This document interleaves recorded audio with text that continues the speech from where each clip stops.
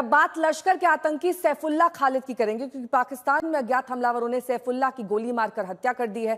खबर यह है कि सिंध में सैफुल्लाह के नमाज जनाजा में लश्कर के कई आतंकी मौजूद रहे। सैफुल्लाह की लाश को पाकिस्तानी झंडे में लपेटा गया। उसके बाद एक एक करके लश्कर के आतंकियों ने नमाज जनाजा पढ़ा।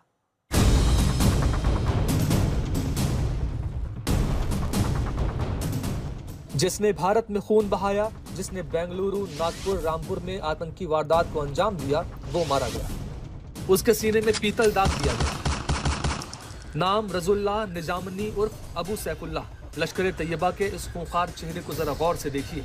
इसी आतंकी ने भारत की जमीन पर कई बार आतंकी खूनी पटकथा लिखी थी। अरविंद ओझा मेरे सहयोगी जुड़ गए हैं तमाम जानकारी के साथ। अरविंद, किस तरीके से नेपाल तक सैफुल्लाह के तार जुड़े हुए थे, कैसे वहां से फंडिंग हो रही थी और कौन कौन सी आतंकी साजिश में शामिल था? देखिए, भारत में 3 जो बड़े आतंकवादी हमले थे नेहा, उसमें ये सीधे तौर पर न सिर्फ शामिल था बल्कि उसकी योजना भी नेपाल में बैठकर इसने बनाई थी। 2008 में उत्तर प्रदेश के रामपुर में सीआरपीएफ कैंप में बड़ा आतंकवादी हमला हुआ था जो इसने अंजाम दिलवाया था। 2006 में नागपुर में आरएसएस हेडक्वार्टर पर अटैक, 2005 में बेंगलोर में बड़ा आतंकी हमला, इन 3 बड़े आतंकी हमलों को अंजाम दिलवाया था। इसके अलावा लश्कर का जो नेपाल मॉड्यूल है उसका इंचार्ज यही अबू सैफुल्लाह था।